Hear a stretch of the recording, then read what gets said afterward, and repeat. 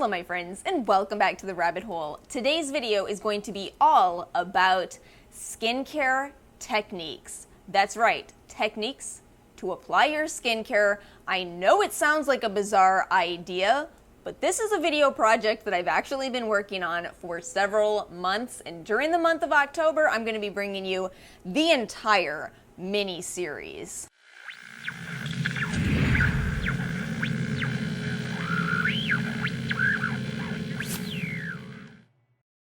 Let me set the stage a little for you regarding this topic. So, as somebody who is both a skincare enthusiast and a makeup enthusiast, I don't know if you can tell, I do indeed love makeup. Something that has perplexed me for kind of a while is that, within the makeup world, there's a lot of emphasis not just on the products, but on how to apply the products. A lot of tutorials, a lot of how to do this, how to use this. Whereas in the skincare world, there's kind of just a lot of emphasis on products without a lot of explanation on how to use those products.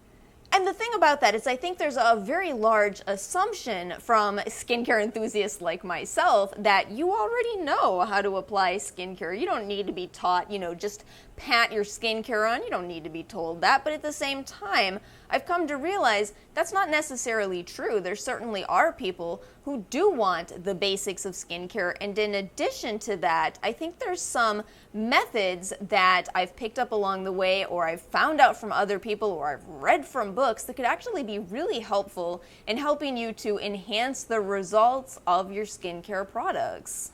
And along with this, again, if you know the makeup world, you know that not everybody does their techniques the exact same. And yet over in the skincare world, we kind of think that there is a right or a wrong way to do things. And I think I disagree. I think I do disagree. I think there are different ways to do things, and depending on the person, different styles and different techniques might give you better results. Just so you guys know in advance, I have at least 4 videos in this series planned. I'm going to be releasing them all month in October on either Friday or Saturday. You know how it is. Maybe Friday, but maybe Saturday. I am so excited for this series, and then after this, we're going to do the whole end-year recap. Oh, we got so much good stuff coming to this channel. Make sure you're subscribed. You guys know the drill. Anyway, today's video is going to be kind of more general topics, things that didn't really fit as well into my other categories, but also I think a pretty good starting point. I want to start off this video by talking about our dear old friend, hyaluronic acid. Oh, I have watched him wax and wane in popularity, and yet he has been misunderstood the entire way. The real catch with hyaluronic acid is that it is actually kind of tricky to work with, at least if you understand the real texture of hyaluronic acid. Although before we have this conversation, we kind of have to clear up some misconceptions. A while ago, someone had told me, I buy a 100% hyaluronic acid serum off of Amazon. And I remember thinking, like I said in the intro to this video, I don't necessarily believe that there are right or wrong ways to use your skincare, but there are wrong ideas that are kind of marketing concepts. And that is absolutely one of them. You cannot ever buy a 100% hyaluronic acid serum. I kind of covered this in my hyaluronic acid video where I did show a guy that had 4% hyaluronic acid on a spoon. And if you remember that video, he actually was able to turn it upside down and it stuck to the spoon. This is not a liquid that we're talking about. Hyaluronic acid is very, very thick. Which is why the highest percentage of hyaluronic acid that you are most likely to find that is being honest with you about its percentage is 2%. Yet even at 2%, hyaluronic acid is thick and very, very goopy. So I do have a trick to deal with that thick goopy texture and make it something that is actually pleasant to use where you see the results, and that is to bring out any kind of a mist. It does not matter which one, spritz it on your face, then apply your hyaluronic acid product, and then go back in with your mist again. The principle for why this works is very simple and straightforward. We are just increasing the spreadability of this product. We've got something that is very thick, we moisten the skin, and it spreads better. Not only that, but if you are in a dry climate and you are running into issues with your hyaluronic acid, you are delivering all the water that that hyaluronic acid could possibly need in this step. It is such a simple and quick fix, and it works. You know what? Before we leave this topic of hyaluronic acid, I want to make sure that you really do understand what I'm talking about, because I can predict right now if I don't cover this, someone will say, but I bought a 75% hyaluronic acid from Sephora. Yes, our friend Peter Thomas Roth does indeed sell a 75% hyaluronic acid complex. So let's make sure you understand what that word complex means. I'm going to kick into teaching mode for a moment here, and I promise you, you will never forget what I am about to tell you. So, I don't know if you're familiar with this little guy. His name is Poochie. Yoshi! Let's say that I'm about to sell you some Poochie. Oh my goodness, it's gonna be a weird one. It's gonna be a weird video.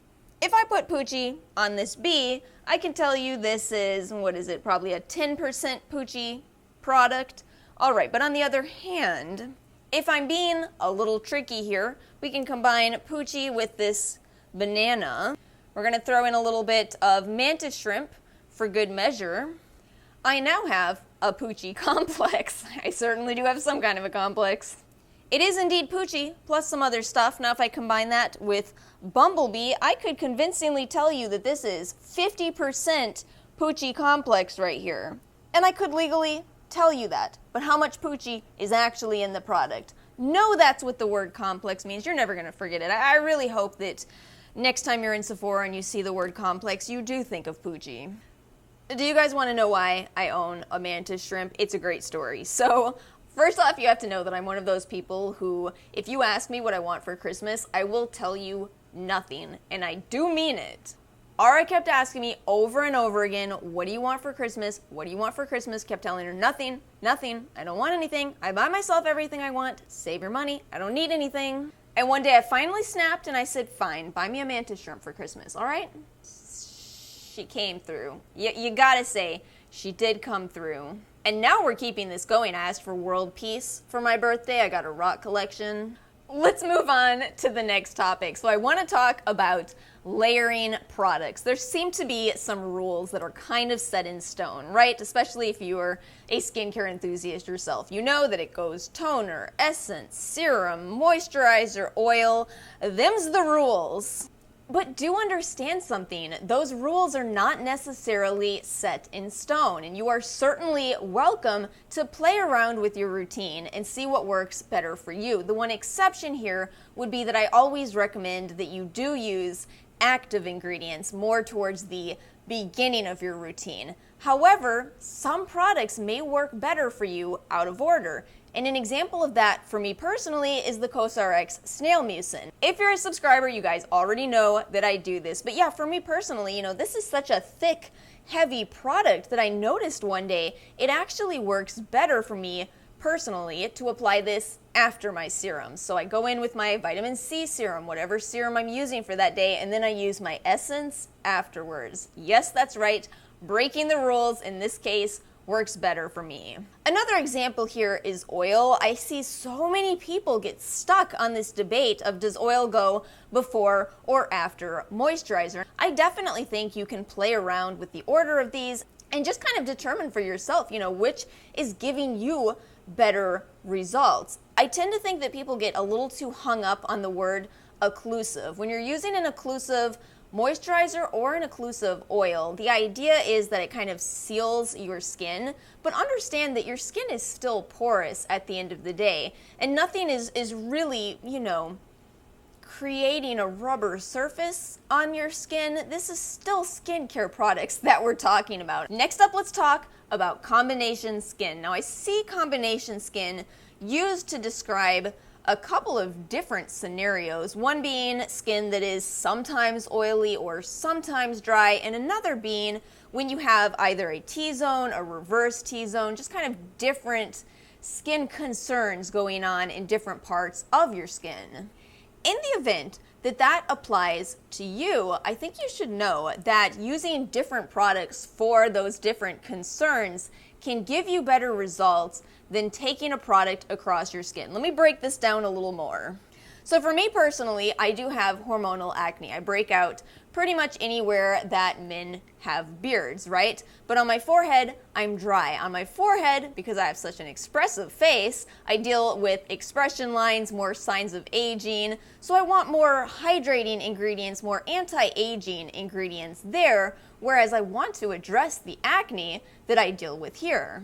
As I'm sure you guys know, your serum is your treatment step, and pretty much every serum just tells you, apply it across your entire face.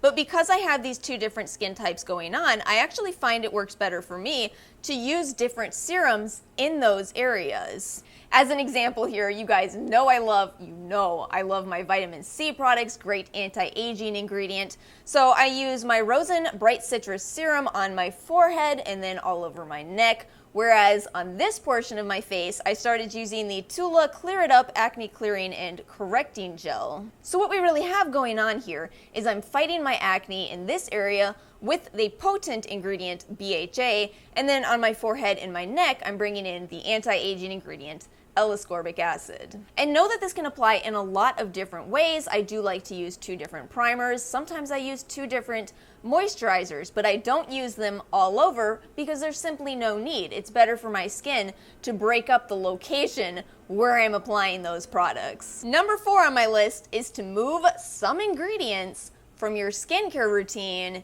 into your supplement routine. I cannot tell you how life-changing this has been for me unless you guys have been here and watched it happen. My Hum Skin Squad pre and probiotic was pretty much one of the most game-changing products that I ever tried. And I find this so interesting because I do enjoy probiotic skincare, but there is some controversy around it. Namely, probiotics are living bacteria. All skincare that is sold with preservatives, which ultimately means no matter if you put living probiotics into your skincare, when you purchase it, it's no longer living. Don't get me wrong, there are definitely still benefits to using probiotic ingredients in your skincare, but for me personally, where I saw the real change is when I started taking probiotics internally, and along with that, once again, I gotta say hyaluronic acid supplements. And there have been studies looking at the benefits of hyaluronic acid, specifically at 120 milligrams, which by the way is why I'm holding up the Hum supplement here. I've been looking at other hyaluronic supplements, but I've been a little dismayed at seeing only 20 milligrams, only 5 milligrams in some. So whichever company you choose, make sure you're going for as close to the scientific literature as possible, which would be around 120 milligrams. That is all I have for today's video. Let me know in the comments below, do you guys have any techniques that you use in your skincare routine? Anything that really works well for you? I'm very curious to know. If you guys found this video helpful, please make sure to hit the like button and subscribe, and I will see you all next time.